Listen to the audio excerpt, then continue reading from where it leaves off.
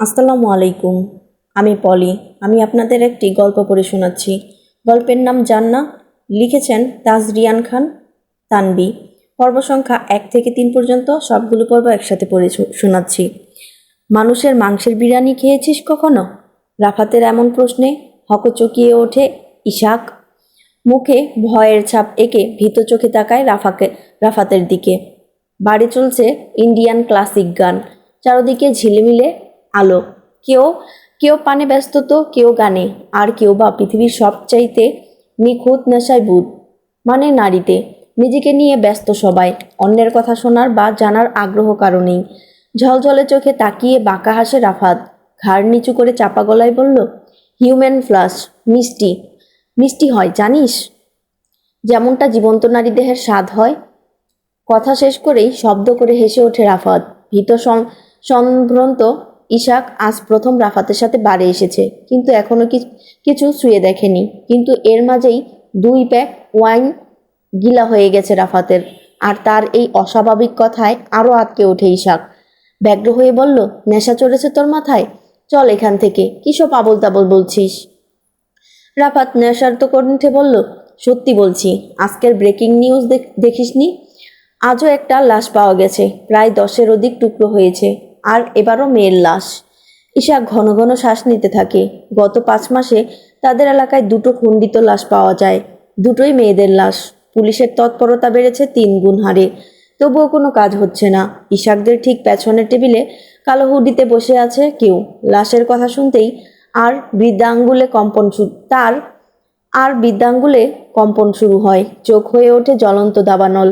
কালো বুট পরা পায়ে গটগট করে বেরিয়ে আসে অন্ধকার রাতের সেই মিথ্যে আলোর ঝলকানির এক সুখময় বিভৎস জাহান্নাম থেকে, যেখানে শুধু চলে মস্তিষ্কের বেহায়াপনা।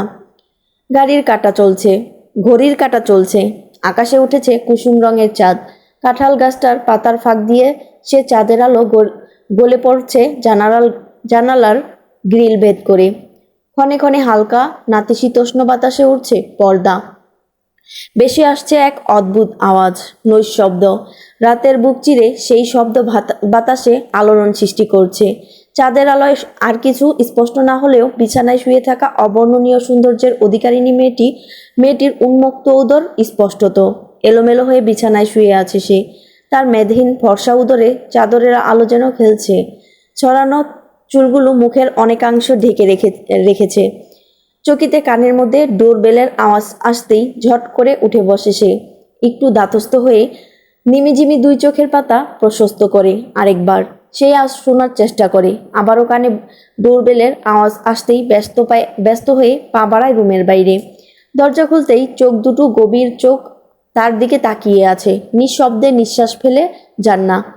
সারহান নির্নিমেষ তার 2 ঈগল চোখ দিয়ে তাকিয়ে আছে জান্নাহের দিকে। চেহারার কোনো অভিব্যক্তি করল না সারহান, কিন্তু তার নেশার্ত 2 চোখের ভাষা বুঝতে দেরি হলো না জান্নার। সারহান ভেতরে এসেই পরম আবেশে 2 বাহুতে আবদ্ধ করে জান্নাকে। এক দীর্ঘ শীতল নিঃশ্বাস বেরিয়ে আসে জান্নার স্বর্ণালী বেয়ে। ঘড়ির কাঁটা তখন 3টার ঘরে, কিন্তু জান্নাহ জানে বাকি রাত আজ আর সে ঘুমাতে পারবে না। সকালে জগে পানি না থাকায় পানি নিতে রান্নাঘরে আসে জান্নাহ। খিদেও পেয়েছে জোরালোভাবে। কিচেন ক্যাবিনেট খুলে ড্রাই ফ্রুট বের করতে করতে তার মাথার কাপড় সরে যায়। ভেজা চুলের পানিতে চপ চপ করছে কোমরের ভাঁজ। তার ফর্সা উন্মুক্ত পিঠের অংশে কামুক দৃষ্টিতে তাকিয়ে আছে সেরাজ। নিষ্পলক সেই দৃষ্টি যেন কোনো শিকারী ভাগ চেয়ে আছে কোনো হরিণীর দিকে। শুভ্রার কথা কানে আসতেই সপ্রতিভ হয় সেরাজ। জান্নাহ চকিতে পেছন ফিরেই ননদ আর তার স্বামীকে দেখে ঘাবড়ে যায়। শশব্যস্ত হয়ে কাপড় টেনে দীর্ঘ করে ঘুমটা শুভ্রা কর্কশ গলায় বলল, এখানে কি করছো তুমি? সেরাজ চোখ পিটপিট করে কয়েকটা ফাঁকা ঢোক গিলে, যেমনটা একটু আগে জান্নাহকে দেখে গিলেছিল। চোখ লুকিয়ে তটস্থ হয়ে রান্নাঘর থেকে বের হয় সেরাজ বের হতেই সেখানে এসে হাজির হয় অন্তরা বেগম। জান্নাহকে দেখে বুঝতে বাকি রইল না কাল রাতে তার ছেলে এসেছে। মেঘের মতো গর্জন করে বললেন, আসতে না আসতেই ঘরে ঢুকিয়ে ফেলেছিস? আমার ছেলেটাকে বশ করে রেখেছিস, তাই না? মায়ের কথায় বাধা দিয়ে শুভ্র বলল, এইসব কি বলছো তুমি? বুঝতে পারছিস না ছেলেটা আমার দুদিনের জন্য আসে, আর এই নাগিন আমার ছেলেটাকে ঘর থেকে বের হতে দেয় না। বিয়ের পর থেকে যতবারই আসে মা বাবার সাথে কোনো কথাই বলে না, সারাদিন কি করে ঘরের ভেতর।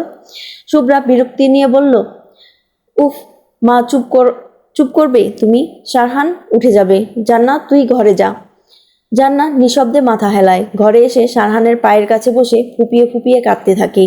গভীর তন্দ্রায় নিমগ্ন শারহানের কানে পৌঁছায় জান্না এর কান্নার স্বর। ক্লান্ত শরীরে উঠে বসে, তার গভীর চোখ দুটো পরিশ্রান্ত। জান্না এর কাছে এসে শান্ত দৃষ্টিতে তাকায়। মৃদু হাসে শারহান, আর ভাবে মেয়েরা শুধু কাঁদতেই জানে। জান্নায়ের শাড়ির আঁচল ভেদ করে তার পেটে হাত রাখে শারহান। তাতে বল প্রয়োগ করেই জান্নাকে নিজের বক্ষস্থলে নিয়ে আসে। তার মাথার উপর থেকে ঘুমটা সরিয়ে ভেজা চুলে গ্রাণের ইন্দ্রিয় গুজে দেয়। শান্ত গলায় প্রশ্ন করে, কি হয়েছে রজনীগন্ধা? কাঁদছেন কেন? জান্না অভিমানী গলায় বলল, আপনি মা বাবার সাথে কেন দেখা করেন না? তারা ভাবে আমার জন্যই আপনি। কথার মাঝেই জান্নাকে চুপ করায় শারহান। তার চোখের পানি শুষে নেয়। নিঃশব্দে ক্লান্ত গলায় বলল, মায়ের কথায় রাগ করবেন না, বয়স হয়েছে তার। আর আমি তো আপনার জন্য বাড়িতে আসি, না হলে এই বাড়িতে আসার কোনো ইচ্ছে আমার নেই। আমার ঘুম এখনো পূর্ণ হয়নি রজনীগন্ধা। আপনাকে বলেছি না আমি আসলে ঘর থেকে বের হবেন না? জান্না অনুযোগের গলায় বলল, ঘরে পানি শেষ হয়ে গিয়েছিল তাই। বুঝলাম, বসুন, আমি ফ্রেশ হয়ে আসছি। ঘুমাবেন না? শারহান অদর কোণে হেসে ফিচেল গলায় বলল, ঘুমাতে দিলেন কই? না, রাতে না, এখন। পকেটে দুহাত ভরে হেলতে হেলতে ওয়াশরুমের দিকে পা বাড়ায় শারহান। ভারী গলায় বলল, টাওয়েলটা নিয়ে আসুন রজনীগন্ধা। শারহান ওয়াশরুমে ঢুকে। শারহান তার সব কিছুই পরিপাটি পছন্দ করে। সে বাড়ি থেকে গেলেই তার সমস্ত জিনিস পরিষ্কার করে আলাদা করে রাখে জান্না। ড্রয়ার খুলে টাওয়াল নিয়ে ওয়াশরুমের দরজায় নক করে জান্না। শারহান হালকা দরজা খুলে টাওয়াল নিতে গিয়ে জান্নায়ের হাত ধরে টেনে তাকে ভেতরে নিয়ে যায়। খাবার টেবিলে বসে বসে আছে শারহান। তার দীপ্ত তার তীক্ষ্ণ ক্ষিপ্ত দৃষ্টি তার মায়ের দিকে। মাথার উপর অনবরত ঘোড়া ফ্যানের শব্দ ভেদ করে শারহানের ওই তীক্ষ্ণ নজর অন্তরাল চোখ এড়ালো না। শারহানকে এই বাড়ির সবাই ভয় পায়। কেউ কেউ অবচেতন মনেও ভুলেও তাকে রাগানোর দুঃসাহস কেউ করে না। গরমের মাত্রা বেড়েই চলছে। শারহান একদম গরম সহ্য করতে পারে না। শুভ্রা ভাইয়ের জন্য আইস ট্রে এনে রাখে। গভীর গলায় অন্তরাকে প্রশ্ন করে শারহান, কি বলেছেন আপনি জান্নাকে? অন্তরা চোরা চোখে তাকায়। ক্ষীণ নিঃশ্বাস নেন তিনি, যেন নিঃশ্বাসের শব্দে শারহানের হিংস্রত হবার কবলে পড়বেন। তিনি ছেলেকে প্রাণের চেয়েও বেশি ভালোবাসেন। অন্তরা আর জমির ছেলের স্বভাব বরাবরই ভয়ঙ্কর। তার চলার গতি, ব্যবহার, চোখের দৃষ্টি, অভিব্যক্তি সবকিছুই যেন তেজস্বীয়তায় ভরা। তাই তো ছেলের নাম রেখেছেন শারহান, যার অর্থ নেকড়েবাঘ। হিংস্রতা যার নখদর্পণে। শারহান নিঃশব্দে উঠে দাঁড়ায়। আইস ট্রে থেকে বরফ নিয়ে তা একটা বাটিতে ডালে। অন্তরার ডান হাত তুলে তাতে আলতো চুমু খায়। বিস্মিত নজরে তাকায় অন্তরা। ঝড় আসার পূর্বাভাস পাচ্ছেন তিনি। শারহান অন্তরার সেই হাত বাটির বরফের ঠেসে ধরে। অন্তরা নড়তে গিয়েও নড়লেন না। শুভ্রা আগাতে গিয়েও পিছু হটে। জমির বসেছিল। সকালবেলার দেশীয় তাজা খবরে ভরপুর সংবাদপত্র গ্রানেন্দীয় পর্যন্ত উঠিয়ে চশমার ফাঁক গলিয়ে শারহানকেই দেখছিলেন। ছেলের এহেন কাজে হকচকিয়ে উঠে দাঁড়ান তিনি। অন্তরা ভীত চোখে তাকিয়ে আছে। শারহান হালকা ঝুঁকে থমথমে গলায় বলল, আমি তো বিয়ে করতে চাইনি, আপনারা আমাকে বিয়ে করিয়েছেন। নাও টলারেট হার। বরফ পানিতে অন্তরার কুঁচকে দেওয়া চামড়ার হাত অসাড় হয়ে আসছে, তবুও সে স্থির। শারহানের পাশে বসে আছে জান্না, বিষণ্ণ মুখ তার। শারহান এক পা বিছানায়, আরেক পা ফ্লোরে রেখে জান্না এর দিকে মুখ করে বসে আছে। এক হাতে পরোটা আর অমলেট, তা থেকে একটু একটু করে জান্না এর মুখে দিচ্ছে শারহান। ধীর গলায় শারহান বলল, কি হয়েছে আপনার? এতদিনে আপনার অভ্যাস হয়ে যাওয়ার কথা। আমাদের বিয়ে হয়েছে প্রায় 1 বছর। আমাকে এখনো হজম করতে পারেন না আপনি তো ছোট নন। জান্না নির্লিপ্ত। শারহান জান্নায়ের মুখে পরোটা দিতেই অমলেটের খানিক অংশ তার ঠোঁটের পাশে লেগে যায়। মিচকি হাসেন শারহান। ঘাড় হেলিয়ে জান্নায়ের ঠোঁটের পাশ থেকে সেই অংশই অবলেহন করেন। করে শারহান। বিচলিত হয় না জান্না। শারহানের অভ্যাস সম্পর্কে সে অবগত। যে কয়েকদিন সে বাড়িতে থাকে, জান্নাত তার কাছে একটা পুতুল ছাড়া কিছুই নয়, যাকে সে ইচ্ছে মতো ব্যবহার করে। খাওয়া শেষে উঠে দাঁড়ায় শারহান। আয়নায় নিজেকে ঠিক করে বাইরে যাওয়ার জন্য প্রস্তুত হয়। শারহানের এই অতর্কিত ভালোবাসার অত্যাচারেই ক্ষণে ক্ষণে মরে জান্না। শারহানকে বাইরে যেতে দেখেই উঠে দাঁড়ায় সে, ব্যস্ত গলায় প্রশ্ন সুরে, কোথায় যাচ্ছেন? শারহান স্মিত হাতে থাকা কালো রঙের হাতঘড়িতে চোখ বোলায়। শান্ত ও কোমল গলায় বলল, বাইরে। 3 ঘন্টার মধ্যে ফিরে আসছি আমি। দরজার কাছে গিয়ে থমকে যায় শারহান। ত্রস্ত পায়ে পেছন ফিরে এসে ঝাপটে ধরে জান্নাকে। দীর্ঘ সময় নিয়ে চুমু খেলো তার ঠোঁটে। বিগলিত হেসে বলল, আমার মিষ্টি বউটা। জান্না এর শরীর ঝনঝনিয়ে ওঠে এই কথায়। দীর্ঘ সময় রতিক্রিয়া শেষে বিছানা থেকে উঠে আসে শারহান।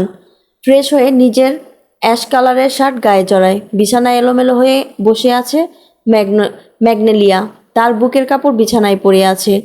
তা উঠিয়ে কোনো রকম কাঁধে রাখে। শারহানের দিকে আস্ত নজর দিয়ে রেখেছে লোলুপ সে দৃষ্টি। শারহান বাঁকা হেসে ফিচেল গলায় বলল, এ ভাবেন কেন তাকিয়ে আছো?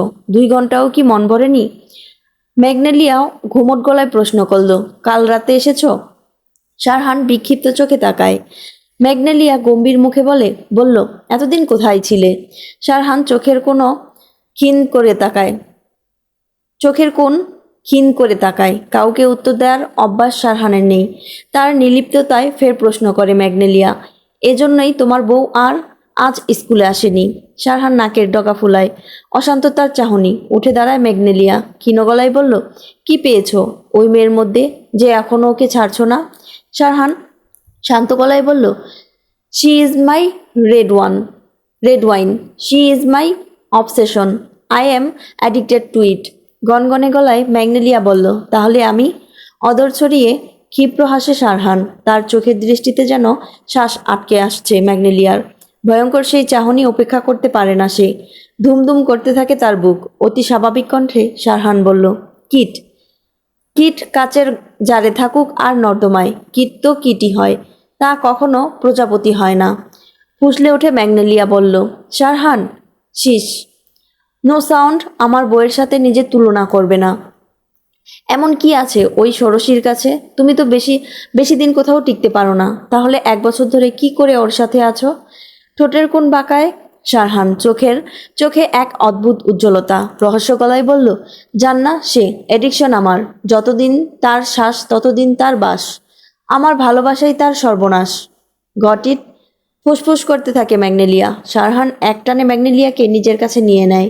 মেয়েটার শরীরে এখনও শারহানের গায়ের গন্ধ লেগে আছে। কিছুক্ষণ তার সারা শরীরে নিজের হাতের বিচরণ করে শারহান। জান্না ছাড়া এই প্রথম কোনো মেয়েকে বিছানার কার্যসিদ্ধির পরও ছুঁয়েছে সে। ম্যাগনেলিয়ার গালের 2 পাশ চেপে ধরে গাঢ় গলায় বলল, বাই সুইটহার্ট।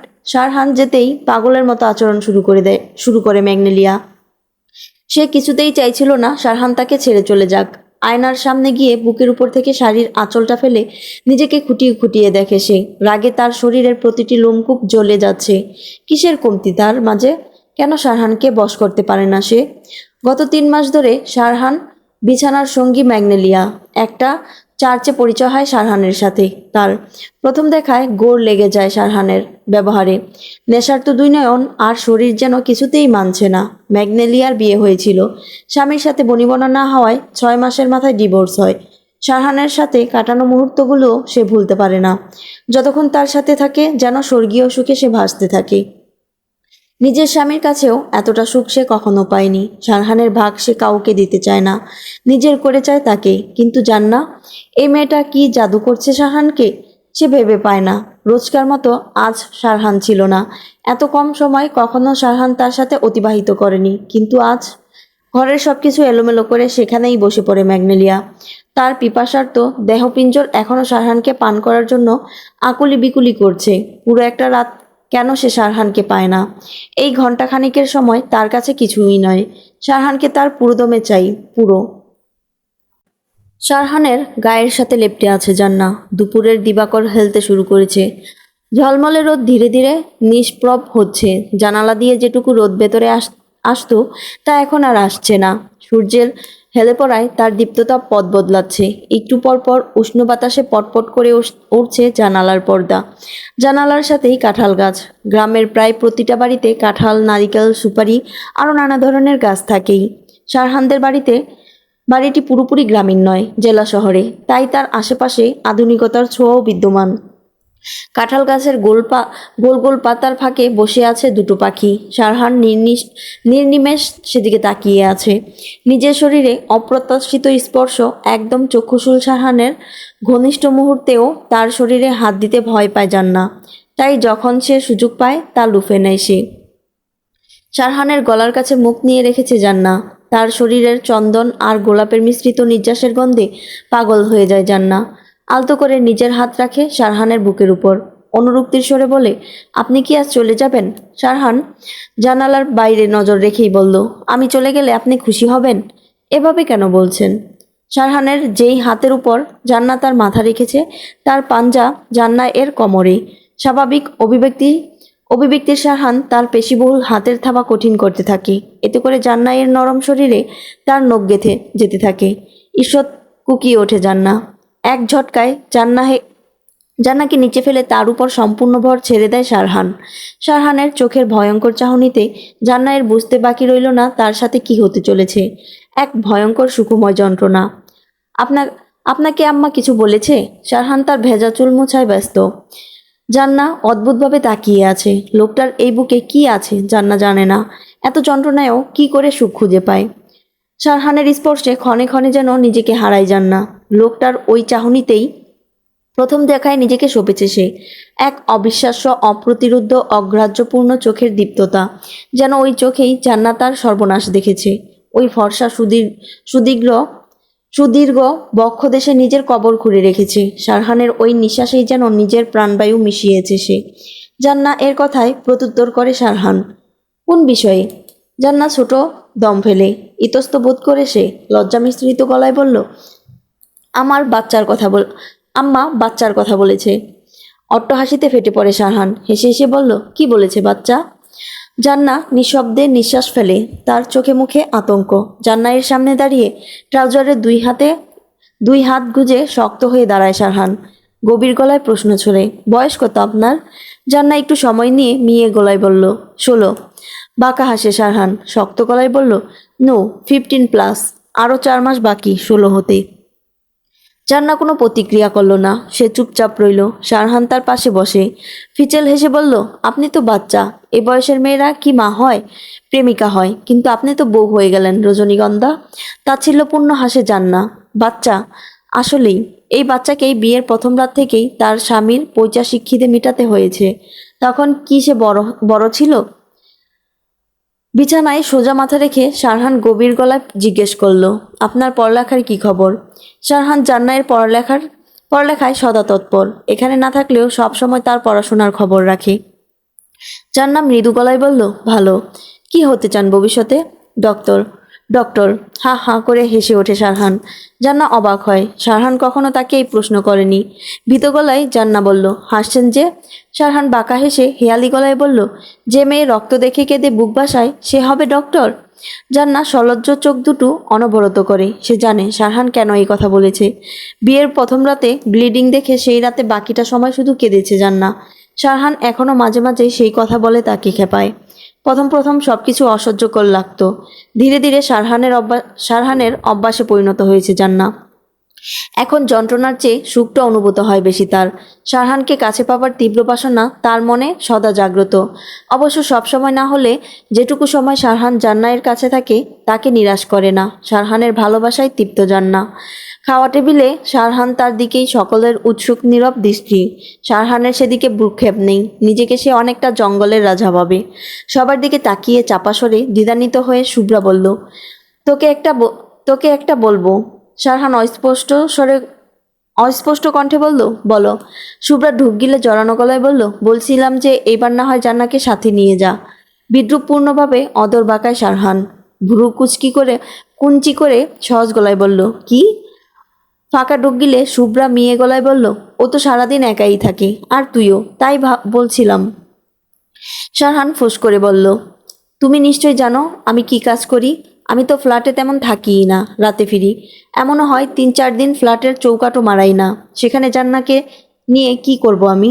শুভ্রা ঠোঁট চিপে ধাতস্থ হয়ে কিছু বলতে যাবে তার আগেই শারহান বলল, জান্না, এখানে থাকলে তোমাদের সমস্যা হয় তাই না? নিজের ঘর সামলাও আপু। তোমরা ভালো করেই জানো শারহানের জিনিসে কেউ হাত দিলে তার পরিণতি মৃত্যুর চেয়েও ভয়ঙ্কর হয়।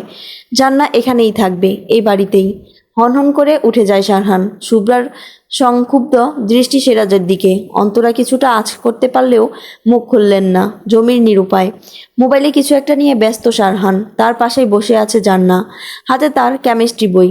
যৌগমূলের ক্রিয়ায় ঘেটে আছে তার মস্তিষ্ক, কিছুই ঢুকছে না। তার উপর শারহান আশায় স্কুল কোচিং সব বন্ধ।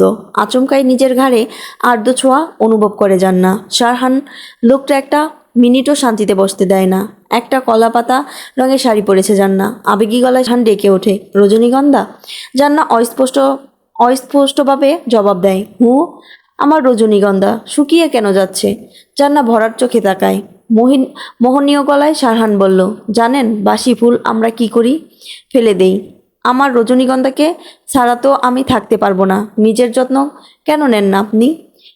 দুধে আলতা গায়ের রঙে কলা পাতা রঙের শাড়িতেই সত্যি জান্নাকে আজ রজনীগন্ধা ফুল মনে হচ্ছে। কিন্তু শারহানের কথার মানে সে বুঝতে পারে।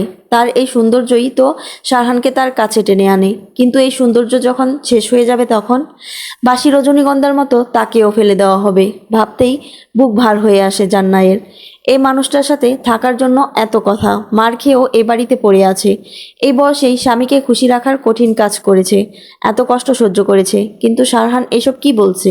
সত্যিই কি তার সময় শেষ হয়ে আসছে? জান্না চিন্তার ইতি ঘটে তার পেটের ব্যথায়। শারহান খামচি মেরে ধরেছে। চোখ ভরে আসে জান্নার। শারহান তার অদর ছোঁয়াতে থাকে জান্না এর শরীরে। ঠোঁট কামড়ে সব সহ্য করছে জান্না।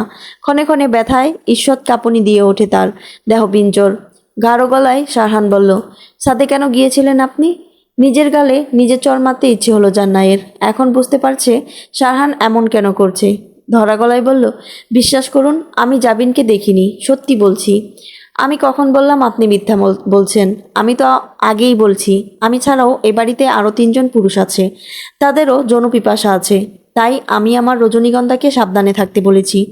আর ভুল হবে না, প্লিজ যান এখান থেকে। জান্না অসহায় গলায় বলল, শারহান। শারহান চোয়াল শক্ত করে চিবিয়ে চিবিয়ে বলল, যান এখান থেকে, আমার চোখের সামনে থেকে যান। জান্না জানে এখন এখানে থাকলেই সর্বনাশ, তাই সে উঠে চলে যায়। ফুস করে এক তপ্ত নিঃশ্বাস ফেলে শারহান। মেয়েটার নরম শরীর না ছুলে ঘুমিয়ে আসে না তার। নিজের কামনাকে অবদমন করে ঘুমানোর চেষ্টা করে শারহান। তার দু চোখ ক্লান্ত, বড্ড ক্লান্ত। মাথার ঠিক উপরে ফ্যান ঘুরছে। সামনে থাকা কাচ দিয়ে দেখা যাচ্ছে পথচারীদের, কেউ একা তো কেউ সাথে সঙ্গী করে।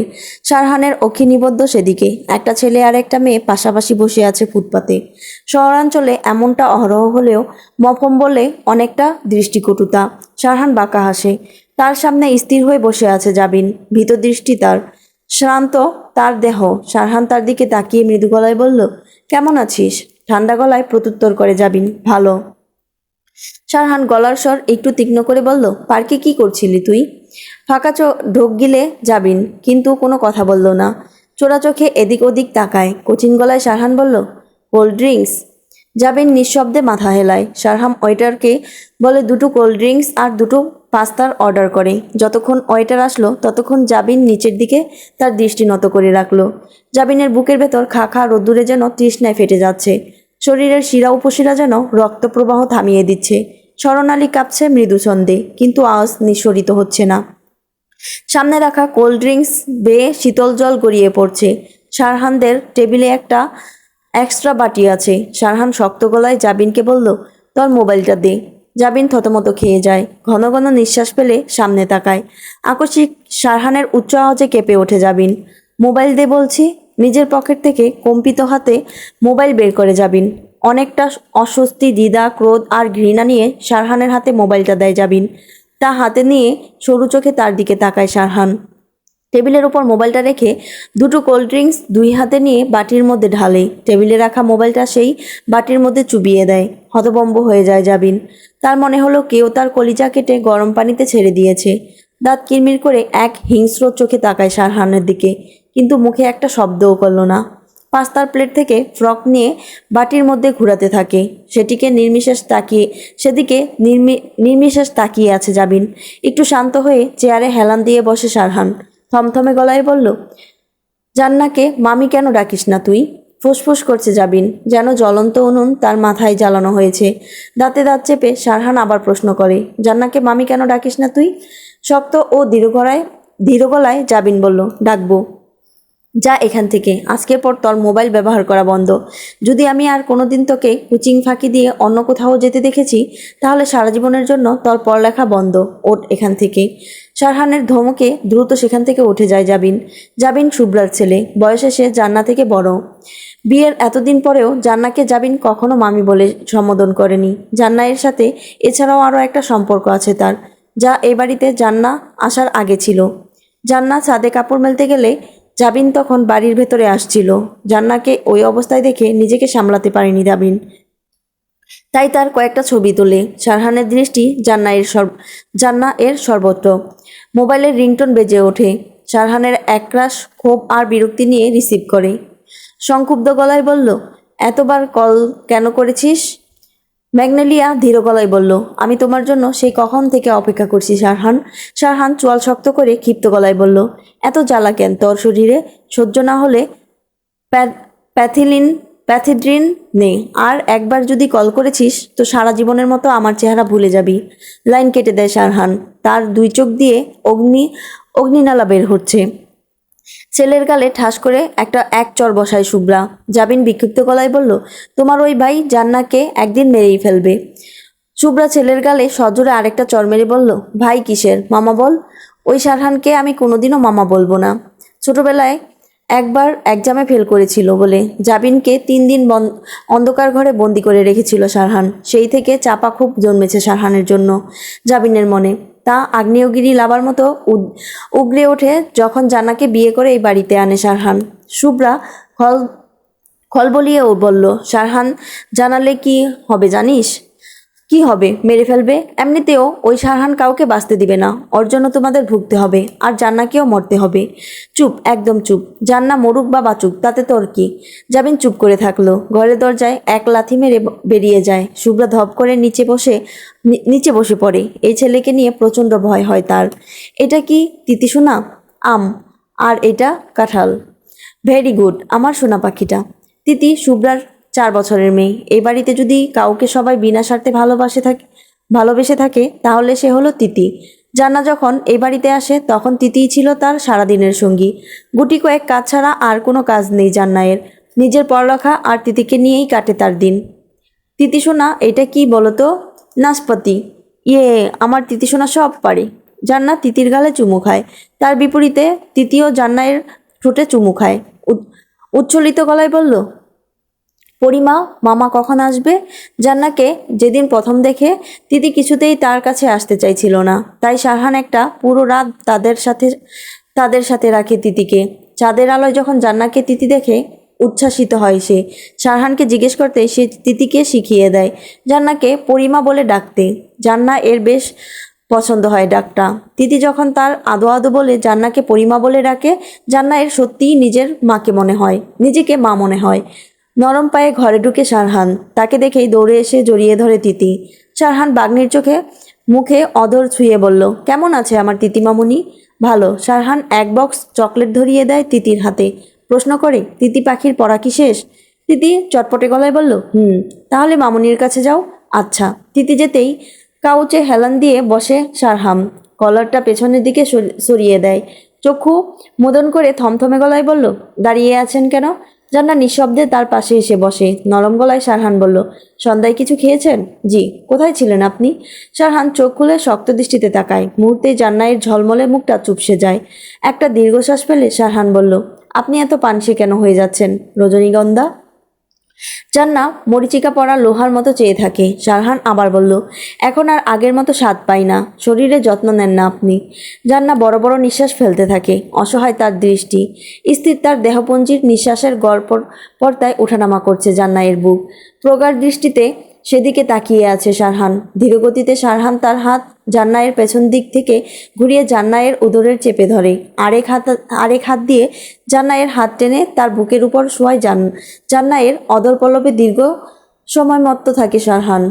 পেশুবহুল দুই হাত দিয়ে নিজের বুকের সাথে চেপে ধরেছে জান্নাত তার বুকে আর পিঠে ব্যথা অনুভব করে, কিন্তু শারহানকে বাধা দেওয়ার ইচ্ছে বা শক্তি কোনোটাই তার নেই। দীর্ঘ সময় নিয়ে জান্নায়ের অধরামিত শুষে তার গলা বুকে চুমু খেতে থাকে শারহানের স্পর্শেই যেন কম্পন শুরু হয় জান্নায়ের শরীরে। নিজেকে শান্ত করে শারহান স্থির দুই চোখে জান্নাকে দেখে। শারহানের ছোঁয়ায় উন্মাদ হয়ে উঠেছিল জান্না, কিন্তু শারহান থেমে যেতেই নিজেকে বড্ড অসহায় লাগছে নিজের কাছে তার।